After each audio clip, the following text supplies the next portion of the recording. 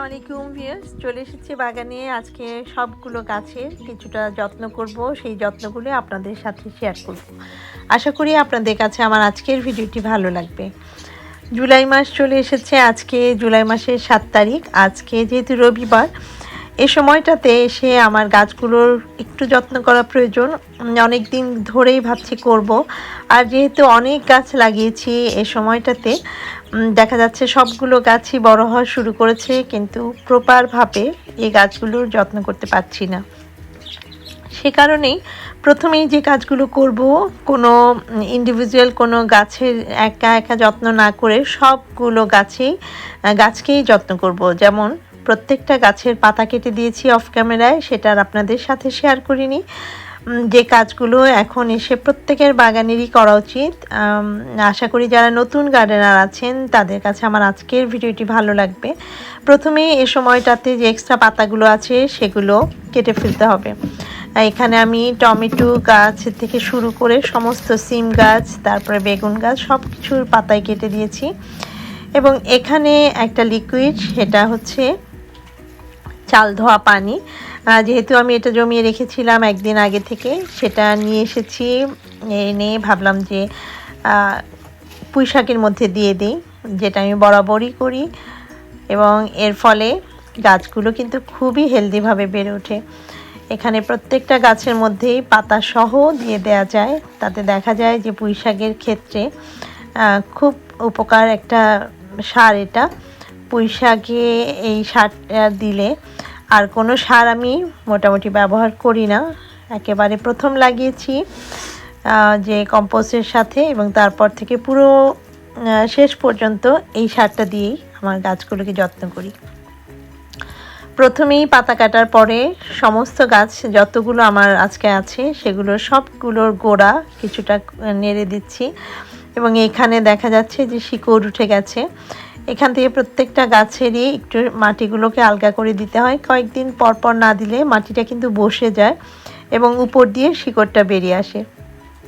এবং মাঝে মাঝে এখানে আগাছা হয়। তাছাড়াও যখন শিকড়টা বেরিয়ে আসে তখন সেখানে এভাবে মাটি দিয়ে আবার উপড়ে দিতে হবে। আর প্রত্যেকটা গাছেই পাতা কাটার পরে আমি এক্সট্রা কিছুটা খাবার দেব। এখানে যতগুলো প্ল্যান্ট ফুড রয়েছে, যেমন চিকেন ম্যানুর থেকে শুরু করে, তারপরে ফিশ ব্লাড অ্যান্ড বোন, তারপরে এগশেল, এপসাম সল্ট, এগুলিকে মিশিয়েছি একটু একটু করে। এভাবে যখন মাটিটাকে একটু আলগা করেছি তখন এটা দিয়ে দিচ্ছি। এভাবে আবার সেটাকে একটু চেপে চেপে মাটির সাথে মিশিয়ে দিয়ে দিতে হবে। এটা হচ্ছে আমার শসা গাছ। প্রত্যেকটা গাছের জন্য আজকে একই যত্ন করছি, এবং পুরনো যে পাতা সেগুলো কেটে ফেলেছি। এটা হচ্ছে আরেকটা গাছ, যেটা হচ্ছে সিম গাছ, সেখানেও একই কাজ। এখন এ সময়টাতে জুলাই মাস যেহেতু চলে এসেছে, আর তেমনভাবে কিন্তু আমাদের ওয়েদারটা আসলেই ভালো হচ্ছে না যে না একদম বাগান ভরে সবজি মানে পাতা গাছ হওয়া শুরু করেছে, তা না। সে কারণেই কিছুটা এক্সট্রা যত্ন করতে হবে, এবং প্রত্যেকটা গাছের ক্ষেত্রেই প্রতি সপ্তাহে চেষ্টা করতে হবে এক্সট্রা একটু সার দেওয়ার। সিম গাছের ক্ষেত্রেও তাই। এখানে আমি মাটিটাকে একটু আলগা করে দিয়ে সেখানে একটু সাবধানে করতে হয়, এখান থেকে কিন্তু শিকড় বেরিয়ে আসে। এখানে এভাবে একটু আলগা করে দিয়ে তারপরে সেই একই সার আমি দিয়ে দিচ্ছি একেবারে সাইড দিয়ে, এভাবে মিক্স সার। এবং এই সারটা দেওয়ার পরে আবার এক সপ্তাহের মধ্যেই কিন্তু দেখা যাবে যে আমার প্রত্যেকটা গাছেরই মানে অকল্পনীয় পরিবর্তন আসবে।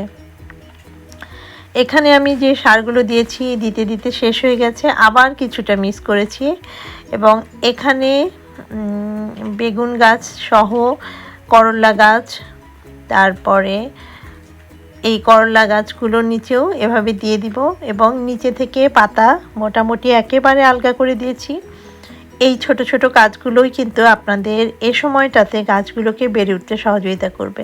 প্রথমে পাতা কাটার পরে নিচে থেকে প্রত্যেকটা গাছের পাতা, স্পেশালি টমেটো গাছে যে পুরনো পাতাগুলো আছে, তারপরে সিম গাছের পুরনো পাতা, করলা গাছের, এভাবে নিচে থেকে খালি করে দিলে এবং তারপরে যে এক্সট্রা ফুডটা আছে সেটা দিয়ে এমনিতেও পাতা কাটার পরে গাছের একটা শকে যায়, সে কারণে। আর পুরনো যে পাতাগুলি কাটি তখন কিন্তু গাছটা তেমন এফেক্ট পড়ে না, কারণ সেই পুরনো পাতাগুলো দেখা যায় যে গাছের খাবারটাকে নিয়ে নিতে থাকে, সেজন্যই পুরনো পাতাগুলো কেটে দেওয়া উচিত। এখানে পামকিন, তারপরে তরমুজ, প্রত্যেকটা গাছের মধ্যেই এভাবে আমি এক্সট্রা যে ফুডটা রয়েছে সেটা দিচ্ছি।